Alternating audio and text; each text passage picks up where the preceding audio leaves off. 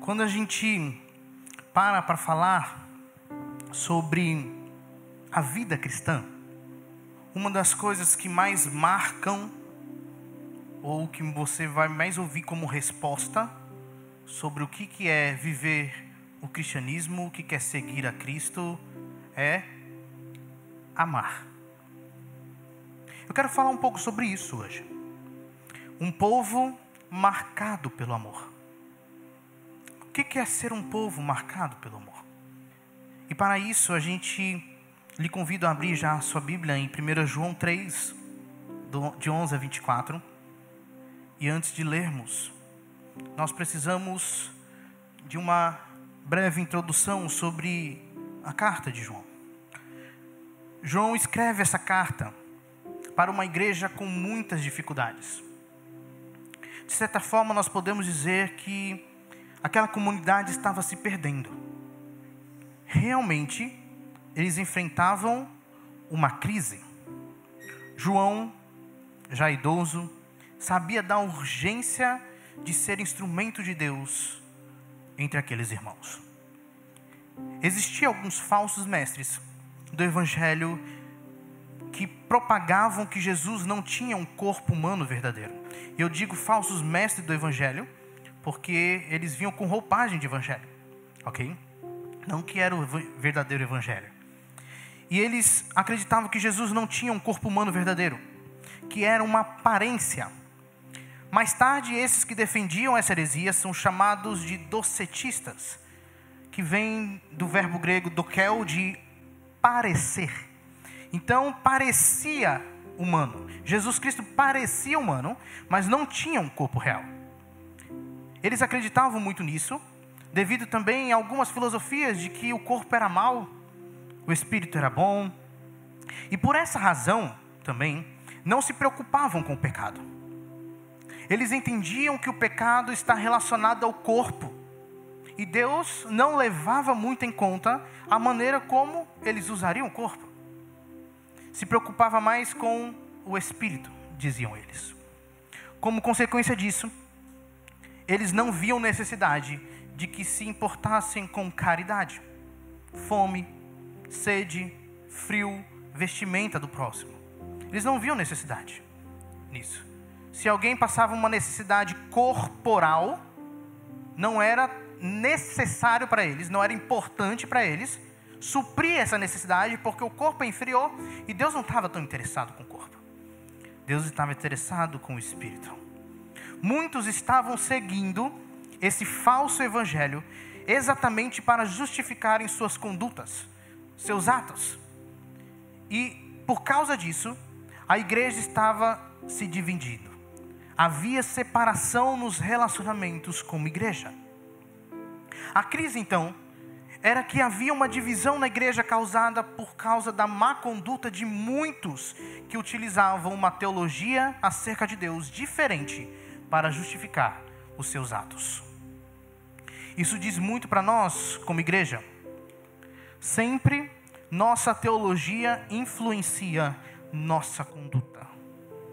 E consequentemente, nossa conduta vai influenciar nossos relacionamentos na comunidade da fé, na igreja. E toda igreja em crise, na verdade, isso aqui é algo que permeia toda igreja, sendo em crise ou não. Mas toda igreja em crise chega nesse ponto por causa de más atitudes fundamentadas em um falso evangelho, uma falsa doutrina ou uma teologia errada.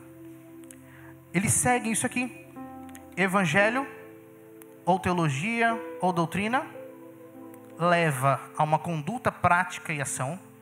E aqui é o que realmente se crê. O evangelho que se crê, a doutrina que se crê e a teologia que se crê. Eu não estou falando sobre algo simplesmente falado. Alguém pode muito bem dizer que crê na soberania de Deus, mas da boca para fora, mas isso não é real em sua vida, em seu coração. Não há literalmente essa crença. Então aqui a gente está falando de algo real, ok? Então o evangelho que se crê, a teologia, a doutrina que se crê, leva a uma conduta, uma prática, uma ação que leva ao resultado de uma igreja saudável ou uma igreja doente. Como João tenta resolver isso, guiado pelo Espírito Santo? Ele começa recalibrando o conhecimento que tinham acerca de Deus. João então mostra na primeira parte que Deus é luz, e o que essa verdade então deve nos levar a fazer. Na segunda parte, Deus é amor, e o que essa verdade deve nos levar a fazer, deve nos mover a agir. Meus irmãos, todo problema da igreja deve começar a ser resolvido no lugar certo, em Deus. Nossa teologia, aquilo que cremos sobre Deus e sua revelação, como estamos dizendo, afeta diretamente como vamos proceder. Por mais que alguém pense que seja um problema fundamentalmente comportamental, sabemos biblicamente que é, antes de tudo, um problema sobre fé. Um problema sobre Deus. O que João fez, nós devemos fazer quando algum conflito surgir no meio de nós. Precisamos recalibrar nosso coração, nossos relacionamentos para Deus, aquele que reconciliou todas as coisas em Cristo. Interessante que João seguiu na sua exortação essa estrutura. Ele fala sobre Deus, ele fala sobre crença, doutrina, depois ele fala sobre conduta e por último ele fala sobre relacionamentos. Ele mostra Jesus, que é Deus homem, e isso está intrínseco à natureza de Cristo. Então ele mostra Deus e o que ele é principalmente em Jesus Cristo. Jesus Cristo é luz. E por Deus, por Cristo ser assim, ser luz, nós devemos ter uma conduta coerente com isso. Quem é de Deus não pode viver na prática do pecado. A gente vê João falando de demasiadamente isso na sua carta. Quem é de Deus não pode viver na prática do pecado. Quem é de Deus odeia o pecado. Ou seja, Deus é luz, e isso implica que devemos ter comunhão com Ele, com o que é dele e não com as trevas. Logo, João fala para nós, porque Deus é luz, confesse os seus pecados, ao invés de justificar com uma teologia errada, uma doutrina errada. Obedeça, fuja das paixões, não ande com aqueles que deturpam a verdade com roupagem de evangelho. Estão percebendo? O que realmente cremos sobre Deus move como agiremos. Isso deve ficar muito firme em nosso coração, gravado em nosso coração. Deus é luz, logo vou buscar comunhão com a luz. Deus é amor, logo devo amar. E esse é o nosso texto de hoje. João quer nos fazer entender que crer no Deus que é amor significa viver esse amor nos relacionamentos. Vamos ler 1 João 3, de 11 a 24.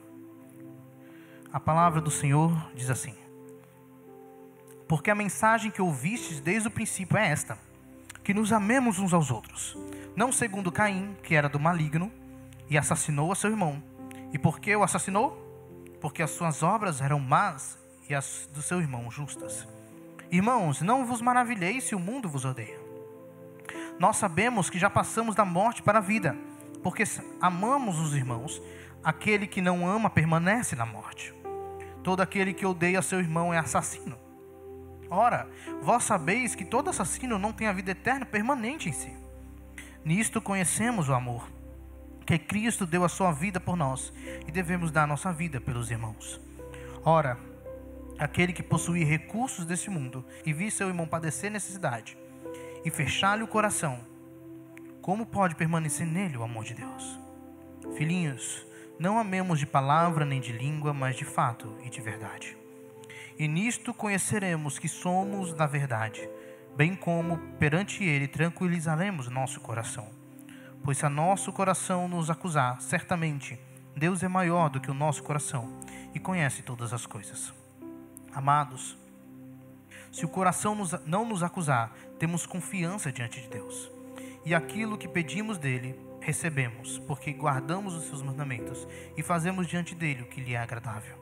Ora, o seu mandamento é este: que creiamos em o nome do seu Filho, Jesus Cristo, e nos amemos uns aos outros, segundo o mandamento que nos ordenou. E aquele que guardar os seus mandamentos permanece em Deus, e Deus nele. E nisto conhecemos que ele permanece em nós, pelo Espírito que nos deu. Aqueles que são de Cristo devem passar nos 3 testes da fé, que João mostra aqui na sua carta. O doutrinário, quem Deus é, o que ele fez, faz e fará. O teste moral, baseado em quem Deus é e faz, o que eu devo ser e o que eu devo fazer. E por último, o teste relacional, baseado na doutrina e na moral, como devo me relacionar? Como devo agir como igreja? O nosso texto se encaixa nesse 3º teste da fé, o relacional. A estrutura do texto de hoje. Temos aí uma exortação para amar no versículo 11. No ponto 2, o modelo negativo do 12 ao 15. Ponto 3, o modelo positivo do 16 ao 18. E no ponto 4, nós temos o fechamento. Sim, o fechamento é maior que o restante. Ok? O resumo que ele vai dar. E alguns lembretes importantes. Vamos para o primeiro ponto. Exortação para amar. No versículo 11, João fala: porque a mensagem que ouviste desde o princípio é esta, que nos amemos uns aos outros. João amarra o amor que devemos viver à mensagem proclamada desde o princípio. Podemos sim falar sobre o amor de Deus desde a criação, mas o princípio aqui é referente ao princípio de Jesus Cristo no mundo. Desde que o Deus Filho encarnou, o amor é proclamado. O que permeia toda a obra de Jesus Cristo é o amor. Foi por amor que ele veio, por amor que ele se entregou por nós. Foi por amor que ele ressuscitou. Foi por amor que nos salvou, nos deu uma missão: amar uns aos outros. Amar uns aos outros. Desde o princípio, Jesus Cristo proclamou com a vida e com palavras que devemos amar uns aos outros. João também ecoa aqui as palavras de Cristo, relatado no evangelho que ele escreveu. Nisto conhecerão todos que sois meus discípulos, se tiverdes amor uns pelos outros. Uma marca que evidencia os discípulos de Jesus Cristo é o amor vivenciado. Não só desde o princípio, relacionado à vida de Cristo, pregado pelo próprio Cristo, mas também na continuidade, desde o princípio da igreja, pregado pelos apóstolos, profetas, evangelistas, pastores e mestres, e todos que eram testemunhas. E é interessante, lembra que a gente falou sobre os falsos mestres, que estavam pregando outro evangelho, negligenciando o suprir a necessidade do próximo? Os falsos mestres, então, por causa disso, deveriam ser rejeitados, porque eles estavam adentrando a igreja com um evangelho que negava o amparo aos necessitados, que é uma demonstração de amor. Então o amor estava sendo negligenciado por esses. Um alerta para nós: todo e qualquer pseudo-evangelho que surgir, que nega algum tipo de demonstração amor real ao próximo, ele deve ser rejeitado. O que pode gerar dúvida é sobre o que é o amor. Amor, todos nós sabemos que não é passar a mão na cabeça de pecadores, não é satisfazer o que o outro quer, mas amor é dar aquilo que realmente o próximo necessita, sem esperar algo em troca. Às vezes o que o próximo necessita é diferente daquilo que ele quer. Então nós somos chamados a amarmos e sermos instrumentos da vontade de Deus na vida do irmão. Não é da minha vontade, não é da vontade do próprio irmão, mas é da vontade de Deus. E isso faz diferença para nós, no que temos que amar, como amar. E ele fala também sobre amar uns aos outros. Quando a gente lê amar uns aos outros, a gente pensa em mutualidade. E está correto, mas não como motivação. E é aqui que entra o ponto. Como assim? A ideia não é preciso ser amado para amar, ou vou amar para ser amado. A ideia é de uma mutualidade natural que brota de uma fonte externa a nós mesmos, que é Jesus Cristo. É o benefício de uns aos outros que temos em Cristo sendo igreja. Essa é a mutualidade que nós recebemos em Cristo sendo igreja. Todos os membros cooperando uns com os outros, sendo capacitados pela mesma fonte, Jesus Cristo, cabeça do corpo. Não é à toa que a gente lê, por exemplo, em Filipenses, tem a mesma mentalidade de Cristo, o mesmo coração, a mesma atitude de Jesus Cristo, o mesmo sentimento, tudo aquilo que Jesus Cristo tinha para agir como agiu, ele agiu como servo, tem um coração de Jesus Cristo. Então, ele dá uma exortação no começo para nós, porque a mensagem que ouvistes desde o princípio é esta, que nos amemos uns aos outros. Quando eles leram isso, ninguém podia negar isso. Essa era realmente a mensagem, que devemos amar uns aos outros. Qualquer que pega e lê as Escrituras, não tem como parar, refletir e sair confirmando que Jesus não falou para a gente amar, que a Bíblia não fala para a gente amar. Na verdade, pelo contrário, até aqueles que não creem nas Escrituras como palavra de Deus, entendem que o cristianismo, que segue as palavras de Jesus e segue esse livro, ele chama-nos a amarmos uns aos outros. Essa é a exortação, que nos amemos uns aos outros. Então ele passa a explicar o que é amar uns aos outros. Primeiro, ele faz isso por meio de um modelo negativo. Ele diz no versículo 12, não sejamos como Caim, que era do maligno e matou o seu irmão. E por que matou? Porque suas obras eram más e as de seu irmão eram justas. Não sejamos como Caim. Aqui está alguém que é personificação de ódio, de não amor. Caim, a gente tem até desde o princípio aquela ideia das linhagens, né? De Caim, de Sete, né? De Sete vem a linhagem do povo de Israel, do povo de Deus. De Caim vem a linhagem daqueles que não agradam a Deus, que vão contra, que são rebeldes a Deus. Não sejamos como Caim. Por quê? Porque Caim era do maligno, ou literalmente do mal, ok? E matou o seu irmão. Ele agiu de uma forma que não é amar um ao outro. E por que Caim matou? Porque suas obras eram más e as do seu irmão eram justas. Primeira coisa que nós devemos identificar aqui é aquele contraste que João faz o tempo todo entre trevas e luz. Essa é uma demonstração que as trevas não suportam a luz, mesmo sendo da própria família, de sangue, não suporta a luz. Ele diz que suas obras eram más. As obras de Abel eram justas. Caim, ele demonstra a violência contra o seu irmão, porque Abel representava a justiça de Deus.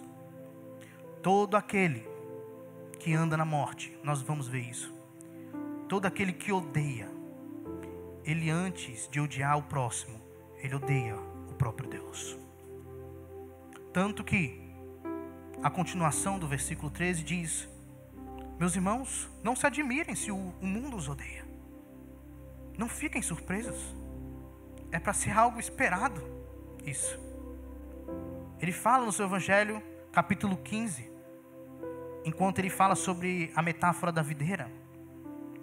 Ele fala que a marca do relacionamento do discípulo com o mundo é o ódio do mundo para com o discípulo. Mas por que o mundo odeia o discípulo? Jesus explica isso para nós. Ele fala, não é por causa de vocês, é por causa de mim. O mundo me odeia, logo vão odiar vocês que seguem o que eu falo. Então, meus irmãos, não se admirem se o mundo os odeia. As trevas não suportam a luz. No versículo 14 ele continua dizendo: sabemos que já passamos da morte para a vida, porque amamos nossos irmãos. Quem não ama permanece na morte. Amar é sinal de vida. Não amar é sinal de morte. E aqui permanecer, essa palavra permanecer dá uma ideia para a gente de comunhão, literalmente de intimidade. É como se ele estivesse falando: quem não ama tem comunhão com a morte, tem comunhão com as trevas, tem intimidade com isso. E ele vai finalizar esse modelo negativo falando para a gente que odiar é ser igual ao mundo, é ser igual a Caim. Odiar é ser um assassino. Quem odeia seu irmão é assassino. E vocês sabem que nenhum assassino tem vida eterna em si mesmo. Versículo 15. Aqui, João utiliza o termo assassino de um exemplo literal para um exemplo metafórico, simbólico, ok? O que ele está falando aqui para a gente não é que literalmente aquele que odeia vai acabar matando o seu irmão fisicamente, mas ele mata espiritualmente, no coração, na vontade, no desejo.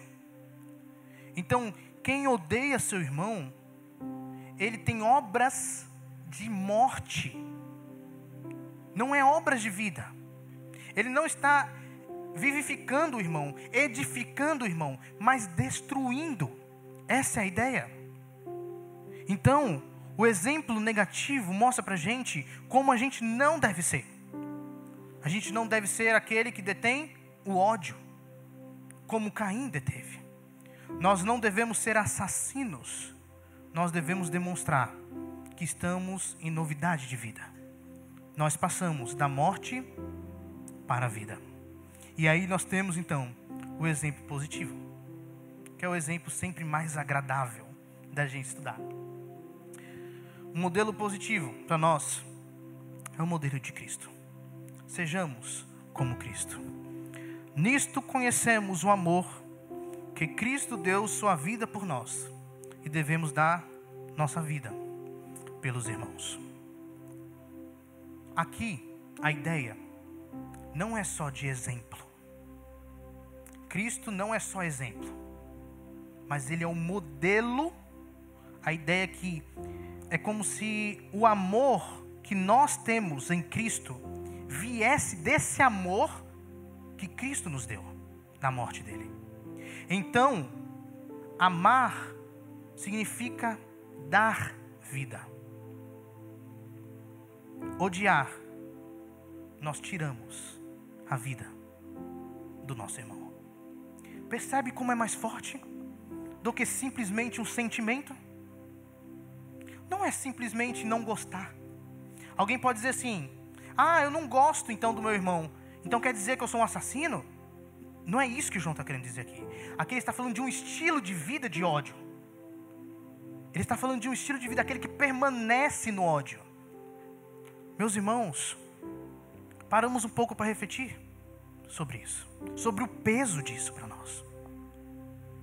Amar e odiar é muito mais do que gosto, muito mais do que isso. Amar e odiar é sobre dar vida e tirar a vida. O que nós vamos escolher? Se somos daquele que nos deu a sua própria vida. É isso que João está querendo causar nos seus leitores e em nós. Ora, versículo 17. Aquele que possui recursos deste mundo, e ele vem com um exemplo prático do que quer dar a nossa vida pelos irmãos.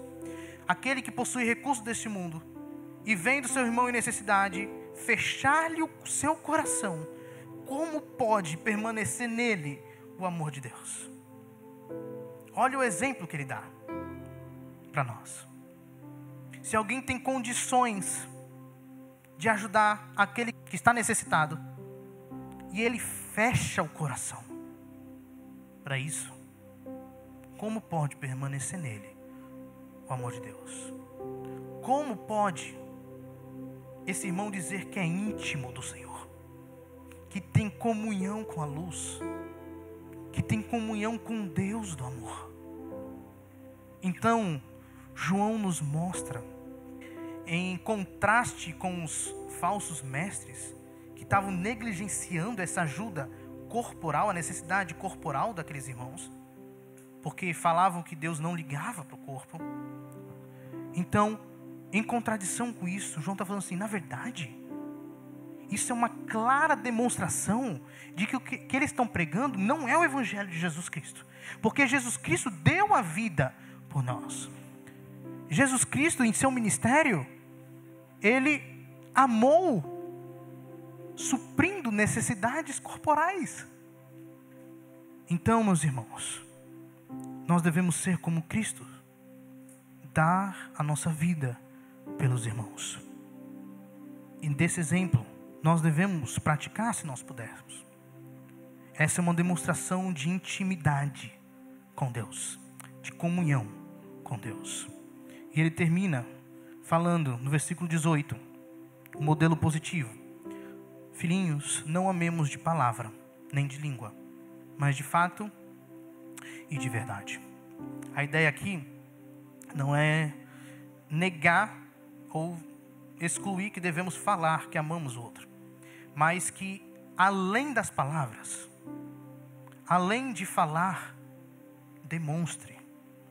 João está chamando a gente para uma demonstração prática, não somente verbal, mas prática. Ame, de fato, com ações e palavras de verdade. Então, nós caminhamos para o fechamento do 19 ao 24. E nós vemos primeiramente no versículo 19, a primeira parte, que amar é uma evidência, é uma comprovação de que somos de Cristo. Nisto conheceremos que somos da verdade. Nisto o quê?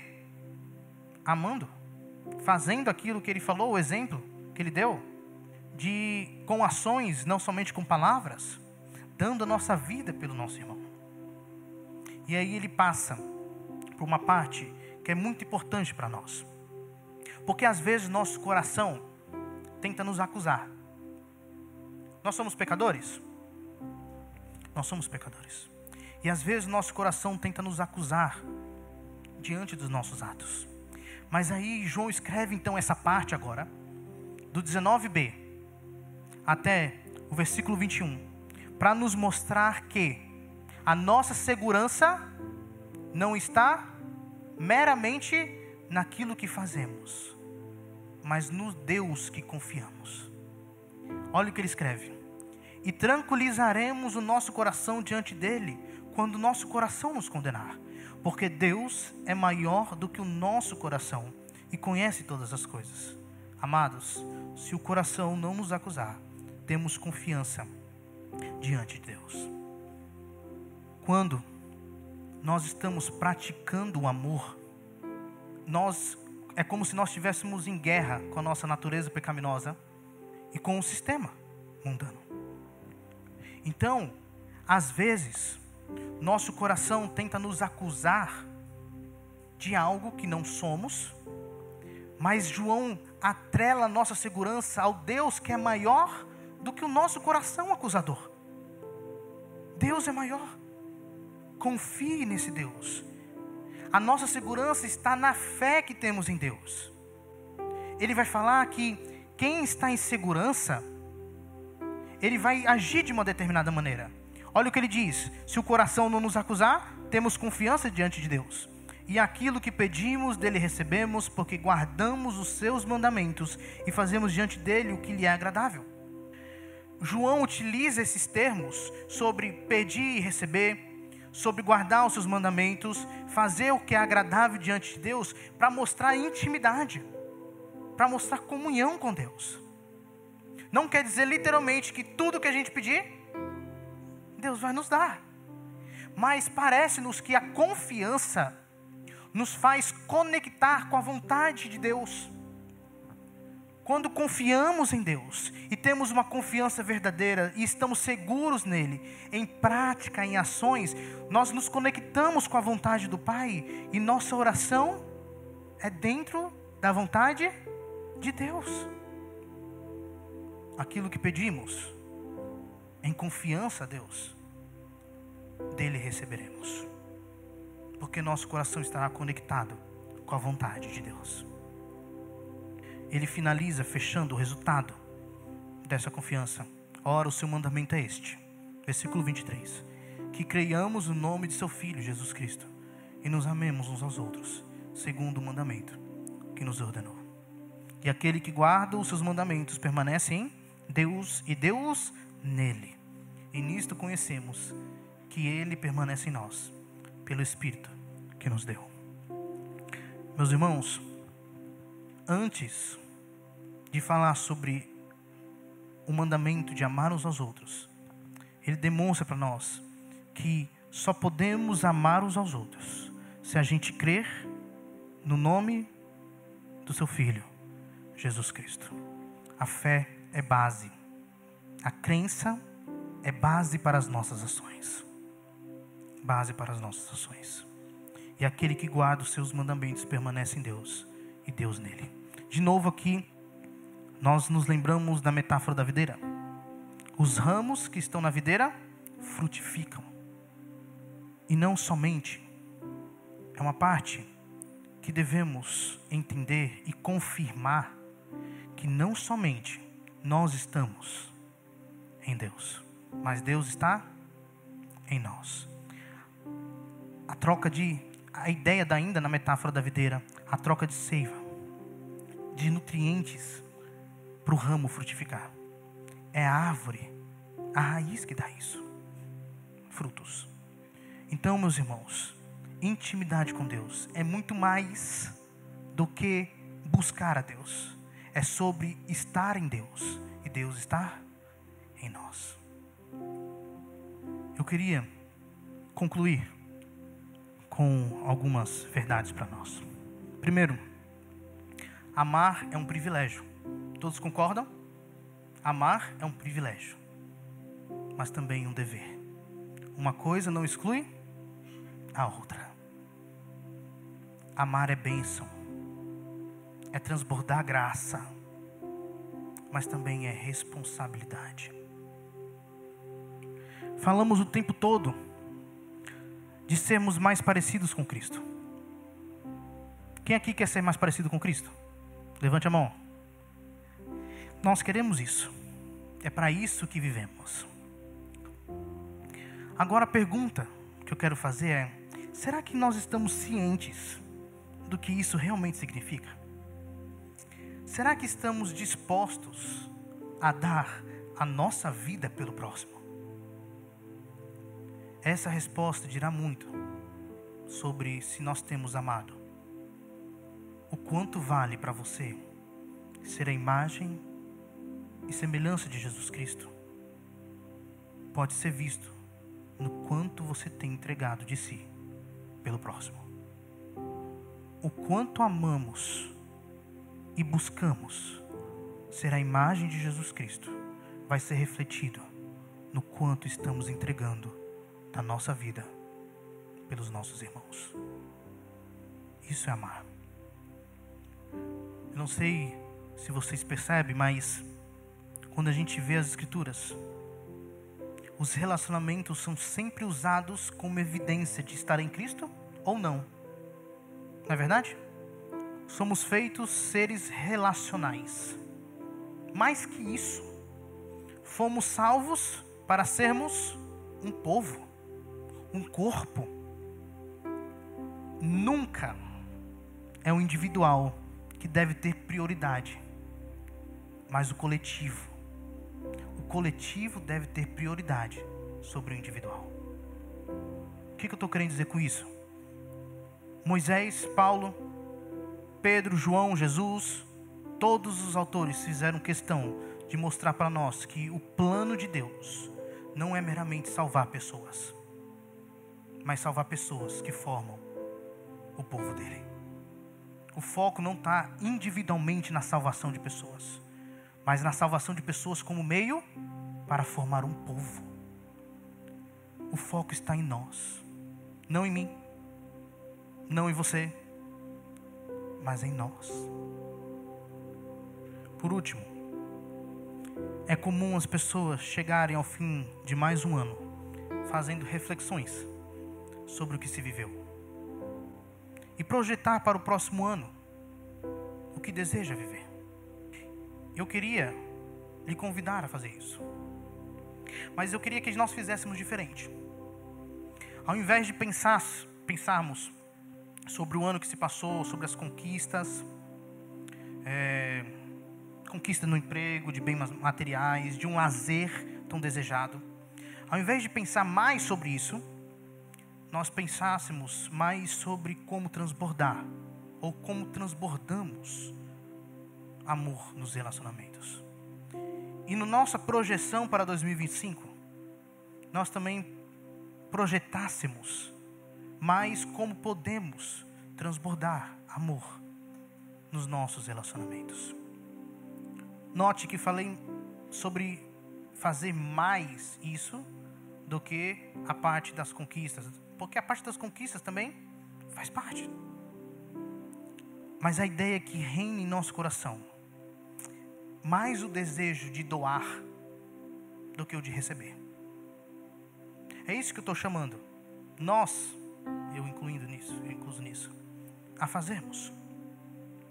Receber vai fazer parte, mas doar deve ser aquilo que nós devemos buscar, dar da nossa vida. Para alguns, pode ser um peso essa mensagem. Pode ser um peso a ser carregado.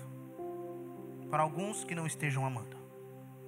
Mas, se estamos amando, isso é intimidade com Deus.